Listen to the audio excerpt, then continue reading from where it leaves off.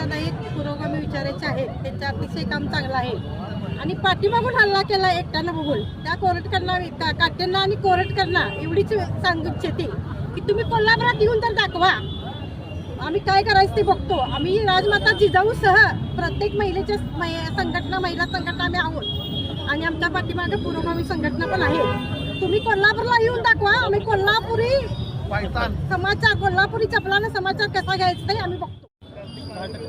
संभाजी ब्रिगेडचे प्रदेशाध्यक्ष व मराठा समाजाचं वैचारिक नेतृत्व व ज्यांनी युवकांच्यासाठी अगदी प्रचंड असं काम केलेलं आहे, असे आमचे प्रवीणदादा गायकवाड यांच्यावर जो हल्ला केलेला आहे त्या हल्ल्याला या ठिकाणी मी निषेध करायला जमलेलो नाही, तर ठोक्याला ठोका आणि त्यांचा कशा पद्धतीनं बंदोबस्त करायचा म्हणून मराठा समाजासह कोल्हापुरातील विविध जाती धर्मीचे लोक जे शाहू विचाराने प्रेरित झालेले ही या ठिकाणी आम्ही एकत्र जमलेलो आहोत. या ठिकाणी मी आपल्याला सांगू इच्छितो की ज्या वेळेला कोश्यारी असेल, सोलापूरकर असेल, त्याचबरोबर कोरटकर असेल, यांनी ज्यावेळेला छत्रपती शिवाजी महाराजांची बदनामी केली त्यावेळी ही मंडळी कुठं बिळात जाऊन बसलेली होते, कुठं हे भ्याड, कुठं चिडीत चॉप झालेले होते आणि आता शिवाजी महाराजांच्या प्रेमाचं आव्हान होऊन वेगळी प्रेम दाखवून आमच्या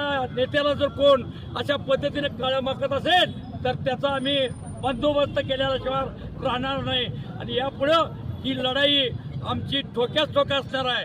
कारण संभाजी ब्रिगेडचा तुम्ही नाद केलेला आहे, या पुढचे आंदोलन बघितलेलं आहे आणि ह्याला आम्ही सगळे मराठा समाज नाही सर्व समाज इथे एकत्र आलेला आणि कोल्हापूरचा हा पुरोगामी विचाराला कोण धक्का लावाल तर याद राखा.